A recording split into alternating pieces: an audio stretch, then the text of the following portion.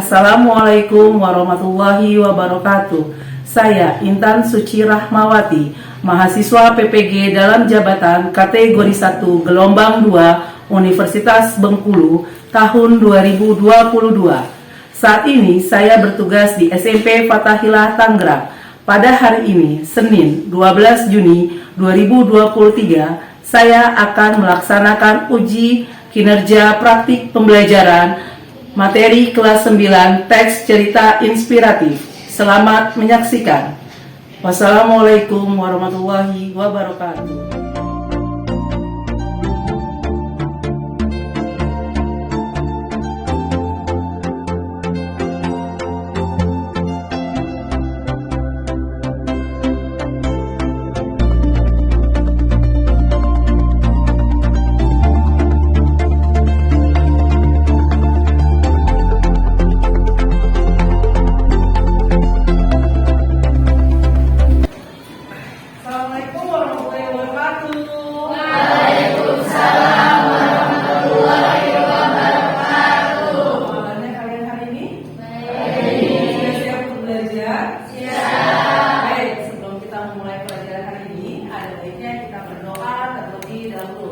Ibu minta kamu untuk memilih doa terlebih dahulu. Silakan. Bersiap. Doa dimulai. Bismillahirrahmanirrahim. Alhamdulillahi Rabbil alamin. Ar-Rahmanirrahim. Maliki yaumiddin. Iyyaka na'budu wa iyyaka nasta'in. Ihdinas siratal mustaqim. Siratal ladzina an'amta 'alaihim ghairil maghdubi 'alaihim waladdallin. Amin. Bismillahirrahmanirrahim. Raditu billahi rabba wa bil islami dina wa bi Muhammadin nabiyya wa rasulah. Rabbi zidni ilman warzuqni fahman. Allahumma ftah alaina hikmataka wansyur alaina min khazaini rahmatik ya arhamar rahimin. Ya, terima kasih. Silakan kembali ke tempat. Baik, sebelum kita memulai pelajaran ini, Bu akan mengabsen siapa yang tidak hadir sebentar ya. Siap ya? Ya. Ya, baik. Hari ini sebelum kita memulai pelajaran, ada baiknya saya akan mengabsen kalian terlebih dahulu. Siapa hari ini tidak masuk? Revan sakit. Sakit apa Revan? Sakit dulu deh. Jadi kemarin. Ada lagi nggak selain Revan? Akan kalian keluarkan buku pelajaran kalian sesuai dengan pembahasan kita hari ini.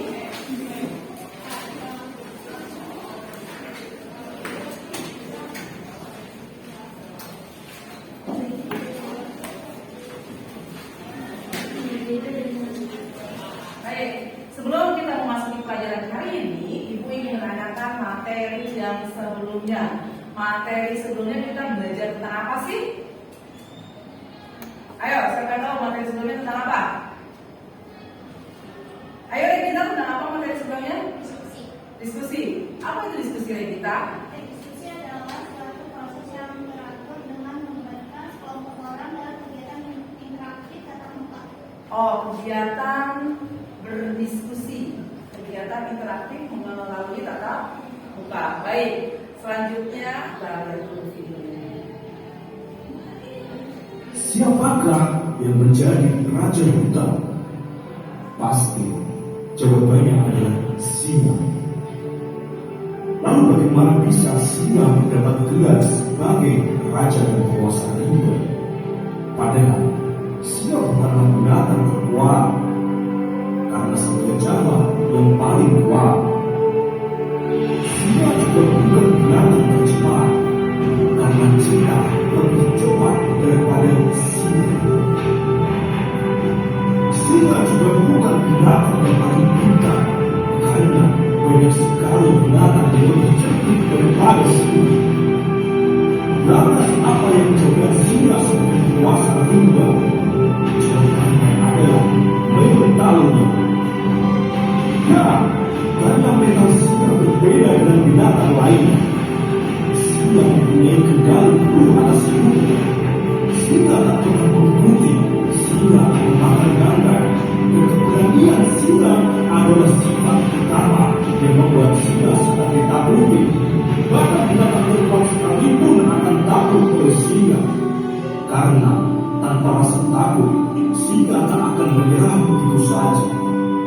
Bahkan ketika dikepung 10 hyena sekalipun, singa akan berjuang dan terus bertarung, hidup atau mati. Ketika mental singa kita tanam dalam diri kita, maka ketakutan dalam hidup dapat kita kuasai. Ketika kekecewaan, kesusahan, kegagalan, bahkan belum terpukul oleh angsuran buta pada depan Anda akan terus berjuang, terus berusaha dengan penuh keberanian. Bagi singa yang mencintai dan berkembang saya, meskipun masalah yang besar dan kemampuanmu, kamu tidak akan tinggal dan terus bergerak. Satu hal yang pasti, ketika kamu terus berjuang dengan penuh semangat dan keberanian, maka kamu akan mempunyai jaminan, yaitu jaminan untuk mempunyai ruang-ruang yang akan membawamu ke jalan kesuksesan yang kau dambakan. Karena sebesar apapun masalahmu, sebaik apapun masalahmu, kamu akan menghadapinya seperti singa yang lapar. Lalu, apa yang akan terjadi ketika dirimu menjalani hidup dengan mentalitas sebagai bangsa? Menjadi seseorang yang tidak mempunyai dorongan hidup, tak mempunyai wisata, tak ada orang yang menyemangatimu, dan tak ada pengalaman yang mengajarimu, maka hidupmu akan penuh dengan kecemasan, ketakutan, was-was dan lemah. Karena kamu telah dibunuh oleh keadaan yang siap memaksa dirimu. Namun jika mentalitas singa ada di dalam dirimu, maka kamu akan terus berburu, karena kamu akan sadar dirimu dan anggota keluargamu harus makan. Kamu akan sadar dan siap lelah dan terluka untuk dapat bertahan hidup. Mentalitas singa adalah simbol seorang pemburu sejati, seorang pejuang sejati yang penuh dengan semangat dan darah, bukan hanya menyukai hasil buahnya, tetapi juga sangat menikmati berinya sebuah proses perburuan. Ketika dirimu adalah pemburu sejati, maka dirimu tidak akan melakukan sesuatu dengan keburuan waktu, tetapi kamu akan melakukannya dengan keburuan target. Kamu akan terus berburu target sampai berhasil tanpa kelelahan, tanpa kenal siang dan malam. Jadi, apapun profesi sekarang, apapun target yang akan kamu raih, tanamkan mental singa untuk meraihnya. Tak peduli seberapa besar targetmu, merambah seperti singa.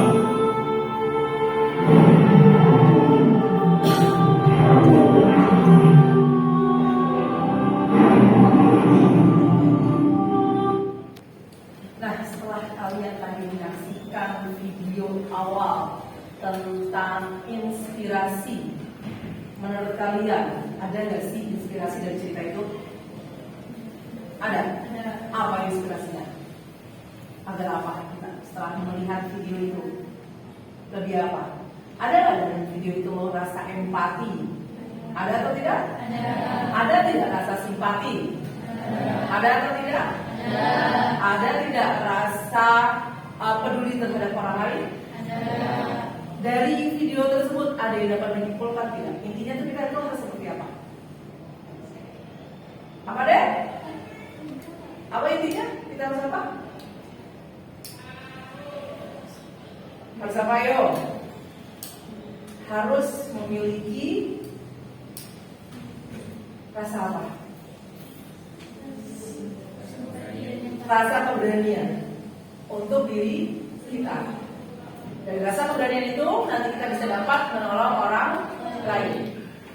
Nah, ada pun manfaat dari pembelajaran ini jika kalian kerjakan dengan baik, dengan teliti, diskusi bersama teman, maka kalian nantinya akan dapat mengetahui apa itu ungkapan simpati, ungkapan empati, ungkapan rasa peduli, dan kalian dapat menyimpulkan itu semua dalam satu tugas yang nanti akan kalian kerjakan.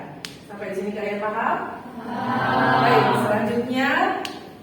Nah, kali ini materi kita tentang belajar teks cerita inspiratif. Sebelum kita memasuki materi tentang teks cerita inspiratif, siapa yang sudah baca sebelumnya atau siapa yang tahu apa sih teks cerita inspiratif itu? Ya, silakan kamu. Teks cerita inspiratif adalah bahan yang ditulis dan digunakan sebagai media untuk mendapatkan ilham, ide atau gagasan yang dapat menambah semangat dalam mencapai tujuan. Nah, teks cerita inspiratif itu adalah sebuah ide, sebuah ilham, di mana dari sebuah cerita inspiratif kita dapat ide sesuatu yang akan kita lakukan. Dalam ide itu ada apa aja, ada yang baik, ada yang buruk. Pada pembelajaran kali ini kita akan membahas tentang kompetensi dasar 3.1, yaitu mengidentifikasi isi melalui perasaan, simpati, empati, kepedulian dari sebuah teks cerita inspiratif. Adapun tujuan pembelajaran kita pada hari ini yang pertama adalah menganalisis ungkapan simpati, kepedulian, empati atau perasaan pribadi dari teks cerita inspiratif dengan baik dan benar. Yang kedua, tujuan pembelajarannya adalah menyimpulkan dari semua isi ungkapan simpati, kepedulian, empati, dan perasaan pribadi dalam bentuk cerita inspiratif. Masuk ke materi, kita akan ice breaking terlebih dahulu. Karena saya lihat nih jam-jamnya segini nih, jam-jamnya rawan ngantuk. Kalian akan mengikuti apa yang saya katakan. Jika saya pegang hidung, maka kalian harus pegang hidung. Jelas? Jelas. Siap? Siap. Konsentrasi. Konsentrasi. Konsentrasi dimulai. Kepala. Hidung. Hidung. Pipi. Pipi. Masih ada yang tidak konsentrasi? Siap ya? Diulang. Konsentrasi. Konsentrasi dimulai. Hidung. Hidung. Kepala. Kepala. Dagu. Dagu. Ada yang megang pipi kan? Telinga. Telinga. Baik, berarti kita sudah siap untuk belajar dan kalian sudah mulai berkonsentrasi. Nah, kali ini kalian akan belajar materi tentang pengertian teks cerita inspiratif. Teks cerita inspiratif, teks yang berisi pengalaman atau kejadian yang benar-benar terjadi maupun berupa cerita fiksi. Cerita fiksi itu apa sih? Yang mampu menginspirasi, menggugah, dan memberikan semangat atau motivasi kepada para pembacanya. Jadi nanti ketika saya berikan sebuah teks cerita inspiratif, semoga cerita itu dapat bermanfaat untuk kalian menggugah rasa keingintahuan kalian, rasa simpati, rasa empati, serta rasa peduli kalian terhadap orang lain. Adapun ciri-ciri teks cerita inspiratif. Yang pertama, kisah nyata. Cerita teks inspiratif itu yang pertama adalah kisah nyata. Kisah nyata biasanya diangkat dari kisah inspiratif atau kisah nyata. Kisah yang benar-benar dialami oleh seseorang. Kalian punya kisah nyata tidak? Pasti kalian punya kisah nyata. Yang kedua cirinya adalah tema. Setiap bentuk tulisan teks inspiratif dapat dikembangkan dari satu tema tertentu menjadi kisah inspirasi yang menarik. Yang ketiga, judul. Tidak mungkin kalau sebuah cerita tidak ada judul. Judul merupakan atau dapat memudahkan pembaca untuk mengidentifikasi tentang gambaran isi suatu teks. Setelah judul ada yang namanya alur. Alur untuk memberikan pemahaman awal, inti, dan akhir cerita atau kisah. Alur itu biasanya disebut dengan jalannya suatu cerita. Alur dibagi menjadi berapa? Ayo. 3. Alur apa aja? Alur maju, alur mundur, alur campuran. Yang ketiga adalah bersifat naratif. Bersifat naratif artinya sama, mengisahkan suatu cerita. Dan yang terakhir, dalam suatu cerita pasti ada yang namanya tokoh. Kalau tidak ada tokohnya, maka tidak akan terjadi suatu cerita. Nah, selanjutnya ada ungkapan kepedulian. Adalah cara memelihara hubungan dengan orang lain yang bermula dari perasaan ditujukan dalam sebuah perbuatan. Berawal dari musibah, kemudian kamu empati, kemudian kamu lanjut kepada rasa peduli. Ngerti nggak? Oh, dia tertimpa musibah, kamu empati, merasa kasihan. Setelah itu kamu peduli. Caranya dengan apa? Menggalakkan dana. Ngerti sampai di sini? Selanjutnya adalah ungkapan perasaan pribadi. Perasaan yang berhubungan dengan keseluruhan pribadi. Misalnya harga diri serta rasa berterima kasih. Setelah kamu peduli, kemudian kamu pribadi, kamu mengucapkan itu, saya turut berduka cita atas musibah yang kamu alami. Jelas? Selanjutnya masuk kepada contoh ungkapan simpati, empati, kepedulian, dan perasaan pribadi pada cerita teks inspiratif. Yang pertama, di sini ada contoh ungkapan. Contoh ungkapan simpati, misalkan, saya melihat orang itu, aku sungguh merasa kasihan. Ngerti gak? Ini empati. Misalkan, aku sungguh kaget melihat hal itu terjadi. Kamu pasti bisa melewati ini semua. Tapi kalau dalam perbuatannya adalah kamu ikut langsung terjun membantu apa yang dia sedang butuhkan dan dia sedang rasakan. Contoh yang kedua, yaitu ungkapan empati. Saya mengerti keinginan Anda. Saya mengerti apa yang sedang kamu alami saat ini. Saya peduli dengan kamu. Jelas? Jelas. Yang ketiga contohnya adalah ungkapan kepedulian. Saya akan membantu kamu sebisa saya.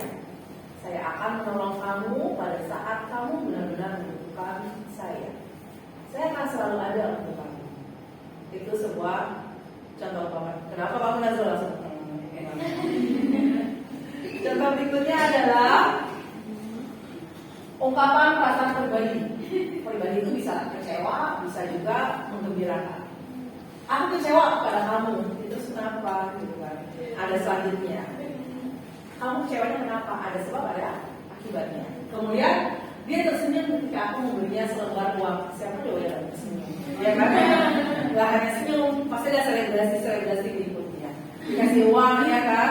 Pasti senang. Nah ini adalah contoh-contoh ungkapan simpati, kemudian perasaan pribadi dan juga kepedulian. Masuk kepada menyimpulkan teks cerita inspiratif. Yang pertama yang kalian lakukan ketika nanti kalian menyimpulkan adalah bacalah dengan cermat teks cerita inspiratifnya.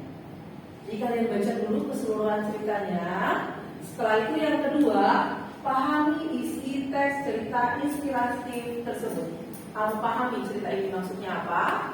Dan yang ketiga, tentukan garis besar atau inti ceritanya. Dan yang keempat, kamu tentukan nilai-nilai pelajaran yang dapat dipetik dalam sebuah cerita tersebut. Jelas semuanya? Sampai di sini ada yang ingin bertanya? Ya, Maira? Apa perbedaan simpati simpati dan empati. Marilah kita nanya, apa sih perbedaan simpati dan empati? Siapa yang bisa menjawab? Saya. Ya, Najwa, silakan. Simpati kita melibatkan emosi atau perspektif dengan orang lain. Wow. Empati kemampuan seseorang dalam membayangkan, mengimajinasikan perasaan orang lain. Nah, berarti kalau simpati itu kita lebih kepada ke perasaannya dia. Kita lebih peduli. Kalau empati lebih kepada apa tadi, Najwa? Mengimajinasikan perasaan orang lain. Mengimajinasikan. Jadi kita ikut merasakan apa yang orang lain rasakan atau orang lain alami. Sekarang Ibu akan membagi kalian ke dalam satu buah kelompok. Cara pembagiannya adalah berhitung ya. 1, 2, 3, 4. Nanti Dini mengulang lagi dari 1 ya, Din. 1, 2, 3, 4. Kemudian Silvi juga mengulang lagi. Nanti kalian bergabung dengan 1 dengan 1, 2 dengan 2, 3 dengan 3, 4 dengan 4. Mengerti? Mengerti. Ayo, siap berhitung dari Tasya. 1, 2, 4. 1, 2, 3. 1, 2, 3, 4.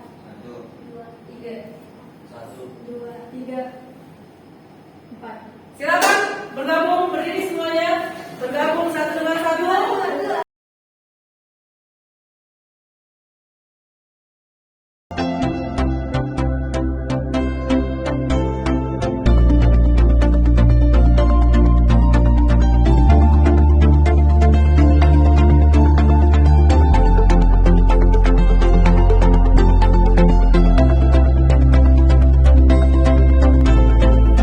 Nah, sebelum kalian saya kasih nomor ya, kalian menyaksikan sebuah video inspiratif. Nanti kalian tinggal kalian akan tahu mana itu simpati, mana itu empati dan sebagainya. Kalau yang posisi duduknya membelakangi layar yang depan, ngadep ke sini dulu aja. Seperti Desa Fitri, boleh yang ke sini dulu, bergeser dulu.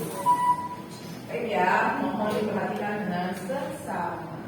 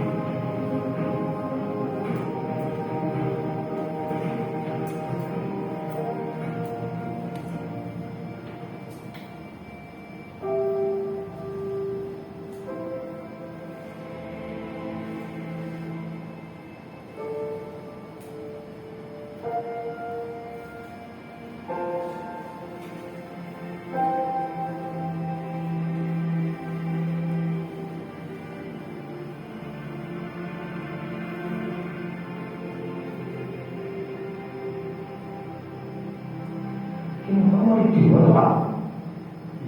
Kamu terus saya nggak ke saya, Pak. Wah, kalau gitu saya mau dulu ya. Nanti saya tambah juga lewat broadcast.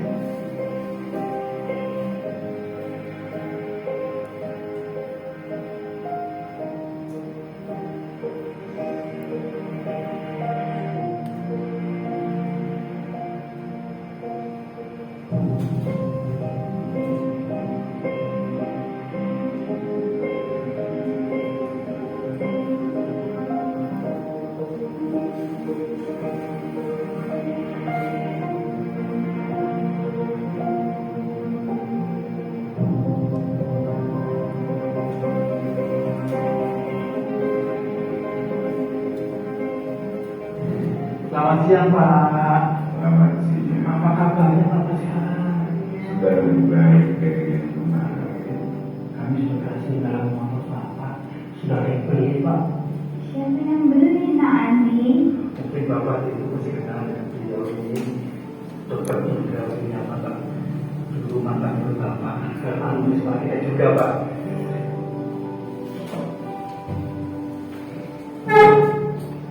Terima kasih banyak. Membagikan LKPD dari cerita inspiratif tadi. Ada tiga sisi kisah simpati. Dari situ ada simpati, empati, peduli dan yang lainnya. Ada atau tidak? Di mana adanya? Siapa yang bisa mengungkapkan? Ayo Nazwa. Nazwa ini. Ayo Nazwa. Simpatinya terhadap apa? Simpati terhadap manusia. Manusia itu siapa di situ? Tokohnya siapa? Tokohnya siapa tadi dalam cerita itu? Guru. Gurunya sedang apa tadi? Musibah. Sakit. Apa yang terjadi? Semua sebagai siswanya melakukan penerangan apa tadi yang dalam motor. Bentuk dari sebuah rasa simpati dan empatinya merasakan penderitaan yang dirasakan oleh si guru. Sikap pedulinya dengan cara apa? Bantu dengan cara apa? Menggalakkan dana. Sedangkan di situ. Kalau kalian lihat video, mungkin kalian bisa mengungkapkannya. Tapi nanti dalam LKPD ini, dalam lembar kerja kalian tuliskan nama kelompok kalian. Berarti ini kelompok 1, ini kelompok 2, kelompok 3 yang mana tadi? Ini kelompok 3 dan ini kelompok 4. Jelas? Nanti di sini kalian tulis nama lengkap kalian. Kalian tulis juga kelasnya. Ini berarti kita kelas 91 ya. Terus anggotanya di sini ditulisnya ya. Ada 5 orang, nama kalian semuanya ditulis. Nanti di sini bagian untuk saya memberi penilaian kepada kalian. Kalian baca dulu kompetensi dasar dan kemudian IPK-nya, indeks prestasi yang kalian dapatkannya. Kemudian ada petunjuk mengerjakannya. Setelah itu kalian baca sesama. Ada lembar pekerjaannya di sini sesuai dengan pertanyaan yang ada di sini. Jelas? Nanti setelah kalian selesai, kalian akan maju bersama teman sekelompok kalian. Di sini ada 5. Nanti kalian bergantian cara menyampaikannya. Siapa yang pertama dulu simpatinya dulu, kemudian kepedulian, kemudian empati, kemudian keperasaan pribadi. Setelah itu baru kalian simpulkan. Di sini ada kata alasannya, jadi kalian harus memberikan alasannya. Usahakan masuk ya tulisannya kalian ke dalam kotak-kotak ini. Ya, tulisan yang rapi bisa dibaca. Saya akan memberikan lembar LKPD.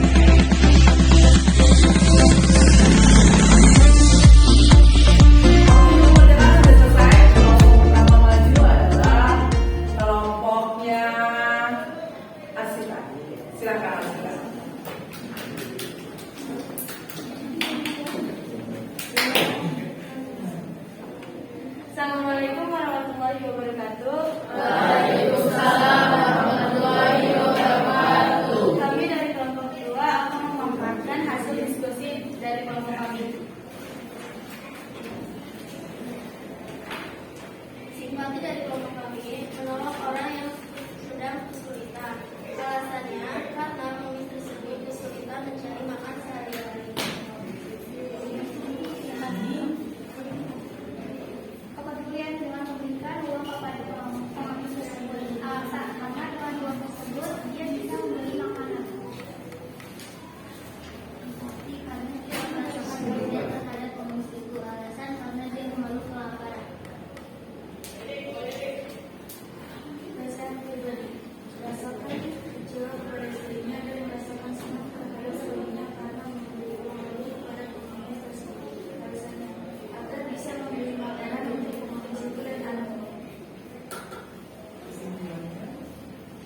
Simpulannya adalah kita sesama manusia harus memiliki rasa simpati dan empati kepada siapapun. Alasannya karena kita dapat merasakan apa yang dirasakan oleh manusia tersebut. Ya, beri tepuk tangan untuk kelompok dua. Selesai jawabannya bersama dengan jawaban kelompok dua. Pasti berbeda ya, karena kita melakukan diskusi. Ya, silakan kembali ke tempat kelompok dua. Nah, setelah kita melakukan presentasi diskusi kelompok, ada yang ingin dipertanyakan atau ada yang ingin ditanyakan setelah pembelajaran kali ini? Siapa yang ingin bertanya?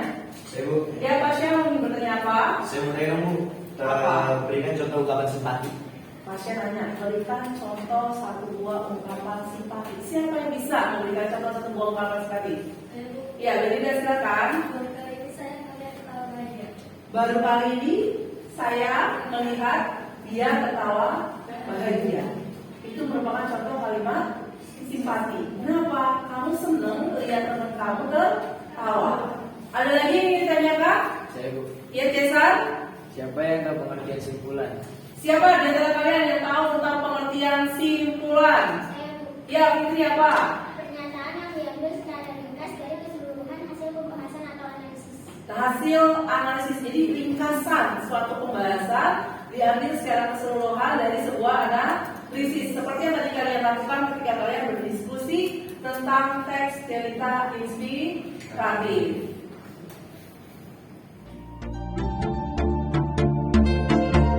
Nah, sebelum kita akhiri, Ibu ingin bertanya kepada kalian, perasaan kalian mengikuti pelajaran hari ini gimana? Alhamdulillah kalau kalian merasa senang. Sampai berjumpa nanti di pertemuan berikutnya. Kita akan belajar materi tentang menelaah struktur kebahasaan dari teks cerita inspiratif. Baik, dari pembelajaran hari ini, siapa yang dapat menyimpulkan pembelajaran kita pada hari ini? Saya Bu. Ya, Salwa, silakan. Menyimpulkan pembelajaran cerita inspiratif di dalamnya terdapat pembelajaran di antaranya rasa simpati, empati, kepedulian, dan perasaan pribadi. Berarti dari pembelajaran hari ini kita dapat mengambil pembelajaran tentang suatu rasa, yaitu empati, simpati, kepedulian, perasaan pribadi. Jadi nanti setelah kita belajar ini kita bisa lebih peka terhadap orang lain. Sebelum pulang ada baiknya kita berdoa